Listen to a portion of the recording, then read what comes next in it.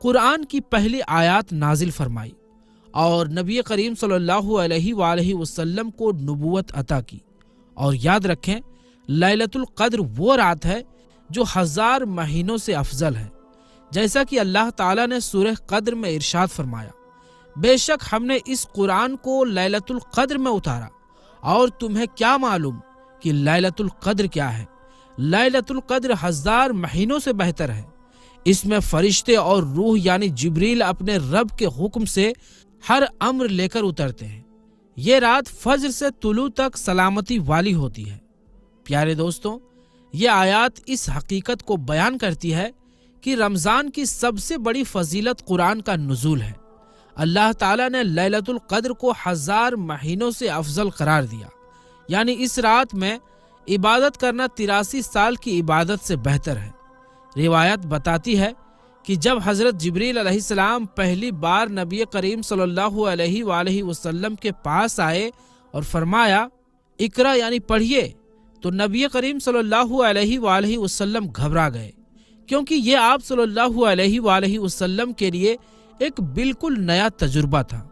آپ صلی اللہ علیہ وآلہ وسلم نے فرمایا میں نہیں پڑھتا۔ اس پر حضرت جبریل علیہ السلام نے آپ کو زور سے سینے سے لگایا اور دوبارہ کہا اقرا بسمی ربک الذی خلق، پڑھیے اپنے رب کے نام سے جس نے پیدا کیا۔ یہ عمل 3 بار دہرایا گیا۔ پھر جب حضرت جبریل علیہ السلام واپس چلے گئے تو نبی کریم صلی اللہ علیہ وآلہ وسلم پر گہری کیفیت طاری تھی۔ آپ صلی اللہ علیہ وآلہ وسلم گھر واپس آئے اور حضرت خدیجہ رضی اللہ تعالی عنہا سے فرمایا مجھے کمبل اڑا دو، مجھے کمبل اڑا دو۔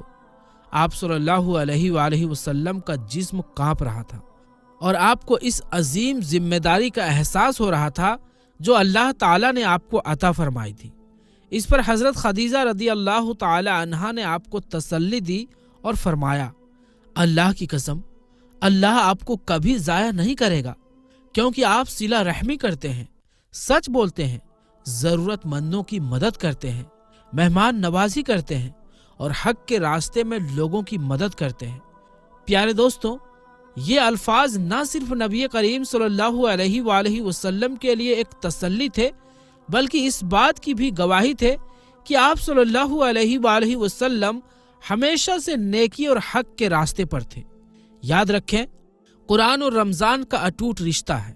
پہلی وحی کے نزول کے بعد قرآن مجید 23 سال میں مکمل ہوا، لیکن رمضان کو خاص اس لیے بنایا گیا کیونکہ اسی مہینے میں اللہ نے انسانیت کے لیے ہدایت کی روشنی بھیجی، جیسا کہ اللہ تعالیٰ نے سورہ بقرہ میں فرمایا رمضان کا مہینہ وہ ہے جس میں قرآن نازل کیا گیا، جو لوگوں کے لیے ہدایت ہے اور جس میں حق اور باطل کو صاف کرنے والی نشانیاں ہیں۔ یہ آیت رمضان کی اہمیت کو اور زیادہ صاف کرتی ہے کہ یہ صرف روزوں کا مہینہ نہیں بلکہ قرآن کے نزول کا بھی مہینہ ہے۔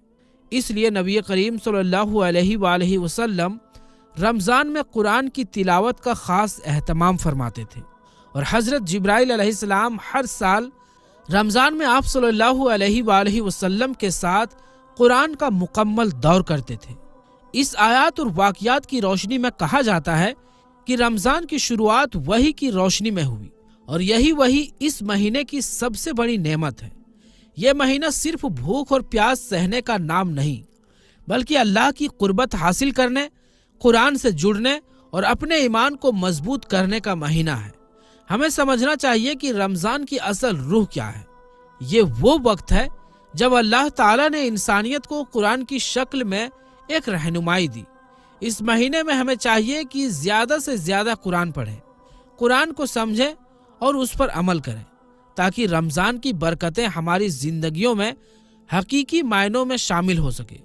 پیارے دوستوں، یہ تو رمضان کی شروعات کا ذکر تھا کہ پہلی وحی کے نزول کے ساتھ ہی رمضان کی اہمیت واضح ہو گئی تھی، کیونکہ قرآن کریم لیلۃ القدر میں نازل ہوا، اور لیلۃ القدر رمضان کی ہی رات ہے۔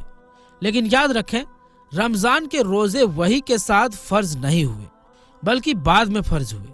رمضان کے روزے کب فرض ہوئے؟ آئیے پہلے رمضان کے بارے میں جانتے ہیں۔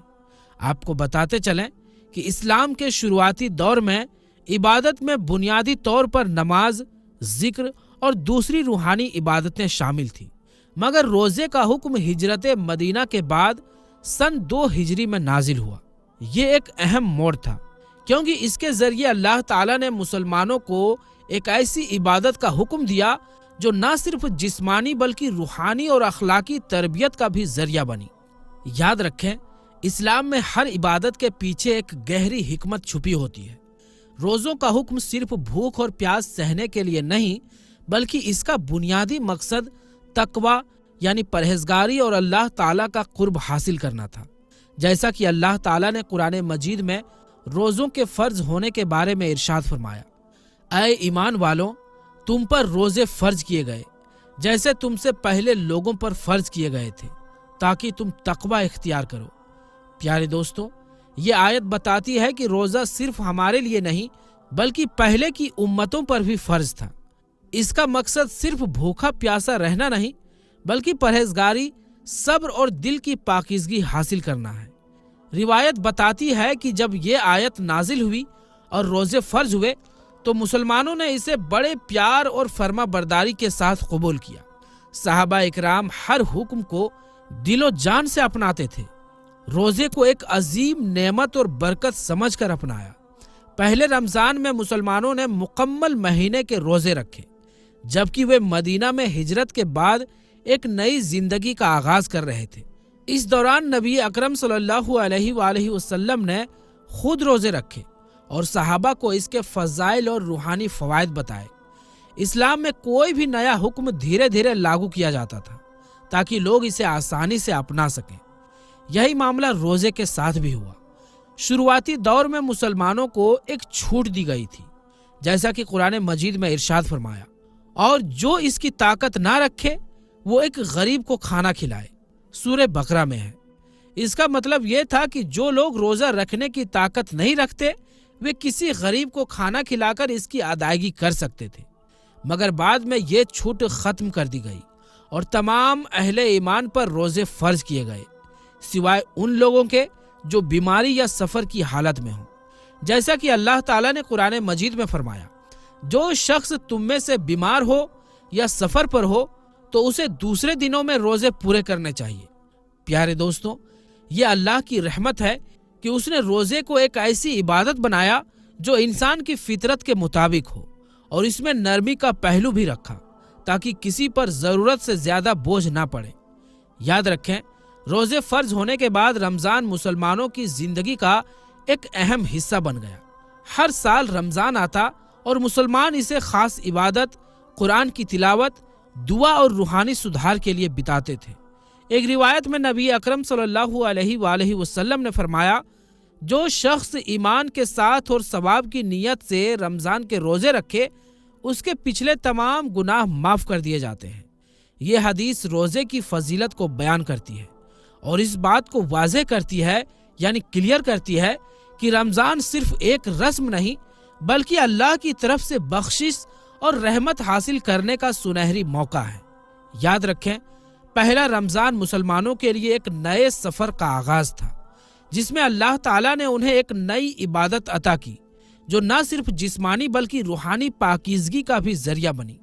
रोजे का मकसद सिर्फ भूख और प्यास बर्दाश्त करना नहीं बल्कि एक तरबियती अमल है जो सब्र, तकवा, शुक्र और अल्लाह से कुर्बत को बढ़ाता है। अल्लाह के फजलो करम से आज भी हर रमजान में मुसलमान इसी सुन्नत पर अमल करते हैं जो नबी अकरम सल्लल्लाहु अलैहि वसल्लम ने पहले रमजान में कायम की थी। ये महीना हमें अपनी जिंदगी में नेकी, परहेजगारी और अल्लाह की मोहब्बत पैदा करने का मौका देती है, ताकि हम न सिर्फ रमजान में बल्कि पूरी जिंदगी अल्लाह के कुर्ब में बसर कर सकें। प्यारे दोस्तों, आपने पहले रमजान के बारे में सुना कि कैसे इसकी शुरुआत हुई। अब आपको बताते हैं कि मुसलमानों का पहला रमजान किन हालात में गुजरा। ये बात आपके ईमान को ताज़ा कर देगी, इसलिए वीडियो को पूरा देखें। याद रखें, जब रमजान के रोजे फर्ज हुए उस वक्त मदीना मुनव्वरा में मुसलमान मुश्किल दौर से गुजर रहे थे। हिजरत के बाद भले ही उन्हें नई जगह मिल गई थी जहां वो आज़ादी से इबादत कर सकते थे, लेकिन फिर भी कई मुश्किलें थी। जो मक्का से हिजरत करके आए थे वो बेघर थे, मदीना में रहने वाले कुछ यहूदी और मुनाफिक यानी दिखावे के मुसलमानों के खिलाफ साजिशें कर रहे थे। इसके अलावा आर्थिक हालात भी कमजोर थे। ऐसे हालात में रमजान के रोजे फर्ज हुए और मुसलमानों ने पहली बार पूरा महीना रोजे रखे। जब नबी करीम सल्लल्लाहु अलैहि वसल्लम और उनके सहाबा मक्का से मदीना पहुंचे तो वहां का माहौल उनके लिए बिल्कुल नया था। मदीना के अंसार यानी जो पहले से वहां रहते थे, उन लोगों ने मुहाजिरों का अच्छा स्वागत किया, लेकिन फिर भी बेघर और बेरोजगार मुहाजिरों को कई मुश्किलों का सामना करना पड़ा। मक्का में उनका घर, कारोबार और दौलत सब छूट चुकी थी। मदीना में नए सिरे से जिंदगी शुरू करना आसान नहीं था। इसी दौरान वहां के कुछ यहूदी मुसलमानों के खिलाफ साजिशें कर रहे थे। वो नहीं चाहते थे कि इस्लाम मदीना में मजबूत हो, इसलिए वो मुसलमानों में फूट डालने की कोशिश कर रहे थे। इसके अलावा मदीना के कुछ मुशरिक यानी जो इस्लाम नहीं लाए थे, वो लोग भी इनकी मदद कर रहे थे। मुसलमानों को हर कदम पर रुकावटों का सामना करना पड़ रहा था। साथ ही रोजगार की कमी भी एक बड़ी परेशानी थी, क्योंकि मुहाजिरीन अपना सब कुछ मक्का में छोड़कर आए थे। इसलिए उनमें से बहुत से लोगों को खाने पीने की कमी का सामना करना पड़ा। मदीना में खेती और कारोबार के मौके बहुत कम थे और मुसलमानों को अपनी बुनियादी जरूरतें पूरी करने के लिए बड़ी मेहनत करनी पड़ रही थी। ऐसे हालात में रमजान के रोजे फर्ज किए गए, जो देखने में एक और बड़ी आजमाइश थी, लेकिन हकीकत में ये मुसलमानों के लिए रूहानी, जिस्मानी और अखलाकी तरबियत का बेहतरीन जरिया बन गया। प्यारे दोस्तों, आपको ये भी बताते चलें कि पहला रमजान इस लिहाज से भी खास था कि इसी महीने में इस्लाम की पहली जंग यानी जंगे बद्र लड़ी गई। ये जंग 17 रमजान 2 हिजरी को पेश आई और इस्लामी तारीख में एक अहम मोड़ साबित हुई। इस लड़ाई में मुसलमानों की तादाद सिर्फ 313 थी, जबकि मक्का के कुफार की फौज में 1000 से ज्यादा लड़ाके थे। इसके बावजूद अल्लाह ताला ने मुसलमानों को फतह अता किया, यानी मुसलमानों को जीत हुई। इससे यह साबित हुआ कि रमजान सिर्फ इबादत का नहीं बल्कि कुर्बानी, सब्र और जिहाद का भी महीना है। जब जंगे बद्र का वक्त आया तो मुसलमानों के पास बहुत कम संसाधन थे। उनके पास ना तो सही हथियार थे, ना ही ज्यादा घोड़े और ऊंट। इसके मुकाबले में कुरैश की फौज पूरी तरह से हथियारों से लैस थी। उनके पास भरपूर साजो सामान था और वो हर लिहाज से ज्यादा ताकतवर नजर आ रहे थे।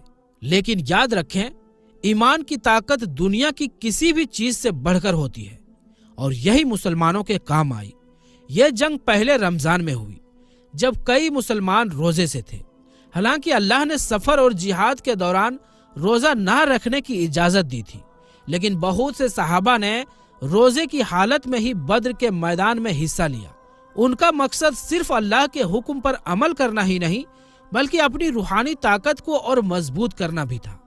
नबी करीम सल्लल्लाहु अलैहि वसल्लम की दुआओं की बरकत से अल्लाह ने जंग के दौरान फरिश्तों को भेजा जो मुसलमानों की मदद के लिए आए। इस तरह कुफार को भारी शिकस्त हुई, उनके बड़े बड़े सरदार मारे गए और मुसलमानों को शानदार फतह मिली।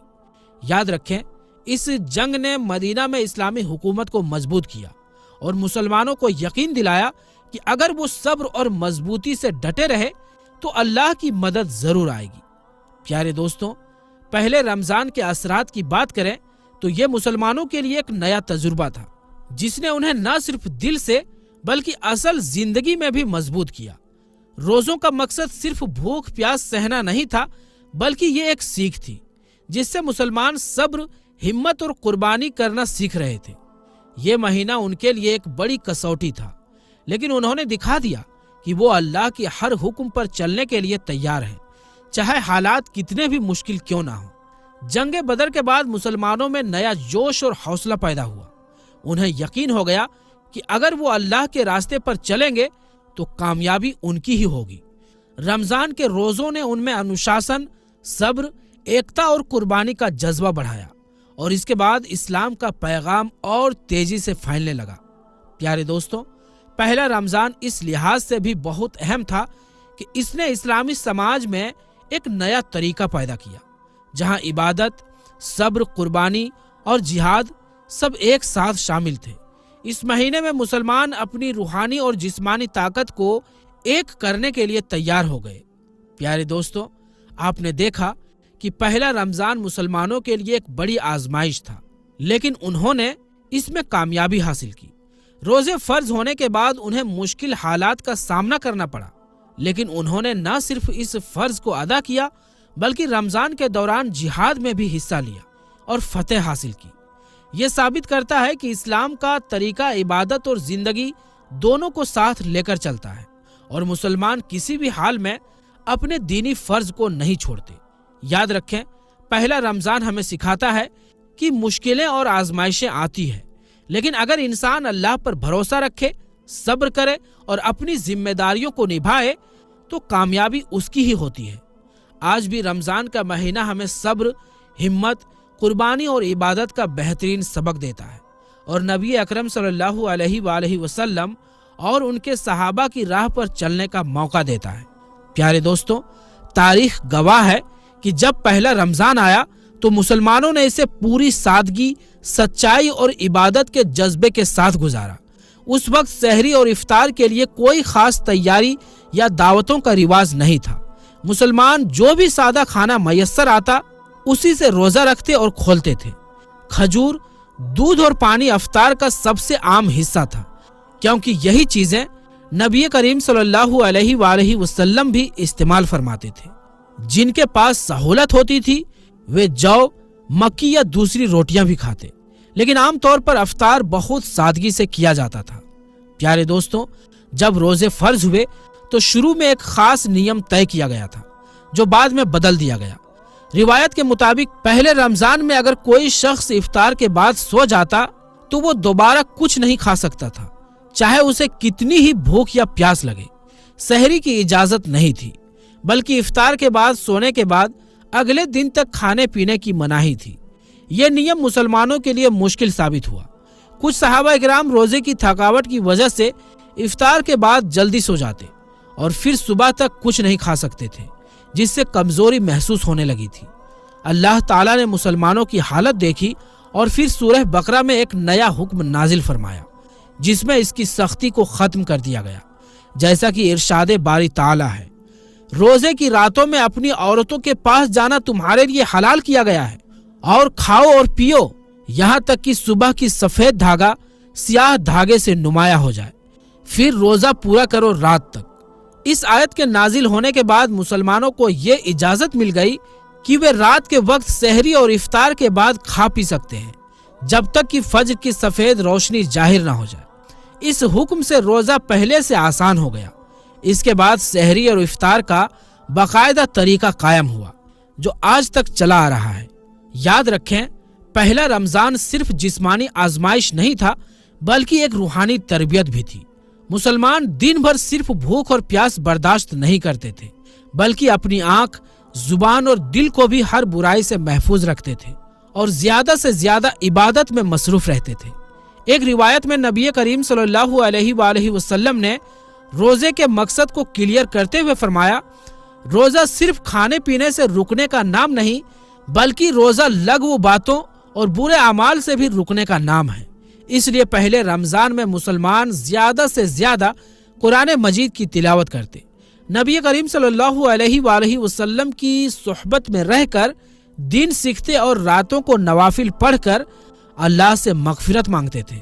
حالانکہ اس وقت تراویح کی نماز کا باقاعدہ طریقہ مقرر نہیں ہوا تھا، مگر صحابہ اکرام رات کے وقت زیادہ عبادت کیا کرتے تھے۔ پیارے دوستوں، روایتوں سے معلوم ہوتا ہے کہ جب پہلا رمضان آیا تو نبی اکرم صلی اللہ علیہ وآلہ وسلم اور صحابہ اکرام نے صرف روزے رکھنے پر ہی دھیان نہیں دیا بلکہ دن رات عبادت میں لگے رہے اور یہ سکھایا کہ رمضان کا اصل مقصد صرف بھوک پیاس سہنا نہیں بلکہ اللہ سے نزدیکی اور دل کی پاکیزگی حاصل کرنا ہے۔ یہی وجہ تھی کہ پہلے رمضان سے ہی عبادت کا خاص اہتمام کیا گیا، جس میں روزہ، دعا، ذکر، قرآن کی تلاوت اور نوافل شامل تھے۔ روایت کے مطابق پہلے رمضان میں نبی اکرم صلی اللہ علیہ وآلہ وسلم رات کو زیادہ عبادت کیا کرتے تھے۔ آپ صلی اللہ علیہ وآلہ وسلم تہجد کی نماز میں لمبا قیام کرتے، قرآن کی تلاوت فرماتے اور اللہ سے دعا کرتے۔ اسی دوران رمضان میں قیام اللیل یعنی تراویح کی بنیاد بھی رکھی گئی۔ نبی کریم صلی اللہ علیہ وآلہ وسلم نے پہلے رمضان میں چند راتوں میں صحابہ اکرام کے ساتھ جماعت میں قیام فرمایا، مگر جب صحابہ کی تعداد زیادہ ہونے لگی تو آپ صلی اللہ علیہ وآلہ وسلم اس خوف سے کہ کہیں یہ نماز فرض نہ کر دی جائے، تراویح کو باقاعدہ جماعت کی صورت میں قائم کیا گیا۔ بعد میں حضرت عمر فاروق رضی اللہ تعالی عنہ کے دور میں اسے باقاعدہ منظم کیا گیا اور 20 رکعت تراویح کو ایک مستقل عبادت کی شکل دے دی گئی۔ اسی طرح پہلے رمضان میں قرآن کی تلاوت کو خاص اہمیت دی گئی تھی، کیونکہ اسی مہینے میں قرآن کا نزول ہوا تھا۔ اس لیے نبی اکرم صلی اللہ علیہ وآلہ وسلم اور صحابہ اکرام دن بھر روزہ رکھنے کے ساتھ ساتھ زیادہ سے زیادہ قرآن کی تلاوت کرتے اور اللہ کے حضور دعا کرتے۔ پیارے دوستوں، یہی وہ روایتیں تھیں جنہوں نے رمضان کو محض روزے کا مہینہ نہیں بلکہ روحانی تربیت، ذکر، عبادت اور اللہ کی قربت کا مہینہ بنا دیا، جو آج تک امت مسلمہ میں جاری و ساری ہے۔ یاد رکھیں، پہلا رمضان مسلمانوں کے لیے ایک نیا تجربہ تھا۔ روزہ رکھنے کا حکم آ چکا تھا، لیکن اس کی تفصیل اور عملی طریقہ وقت کے ساتھ صاف ہوا۔ جیسے جیسے اسلامی سماج بڑھتا گیا، رمضان کی عبادتیں اور روحانی طریقے بھی بہتر ہوتے گئے۔ نبی اکرم صلی اللہ علیہ وآلہ وسلم اور خلفائے راشدین کے دور میں رمضان کی عبادت کو ایک ترتیب دی گئی۔ یہ مہینہ روحانی تربیت کا ذریعہ بنا، ساتھ ہی اس سے جڑے کئی نئے پہلو بھی اجاگر ہوئے۔ مثال کے طور پر تراویح کی نماز پہلے رمضان میں نبی اکرم صلی اللہ علیہ وآلہ وسلم نے چند راتوں میں صحابہ اکرام کے ساتھ با جماعت قیام فرمایا، مگر بعد میں اس خدشے کے پیش نظر کہ کہیں یہ نماز فرض نہ کر دی جائے، آپ صلی اللہ علیہ وآلہ وسلم نے اس سلسلے کو روک دیا۔ لیکن جب حضرت عمر فاروق رضی اللہ تعالی عنہ کے دور میں اسلام پھیلا اور مسلمان زیادہ ہو گئے تو انہوں نے تراویح کی نماز کو جماعت کے ساتھ پڑھنے کا انتظام کیا۔ تب سے لے کر آج تک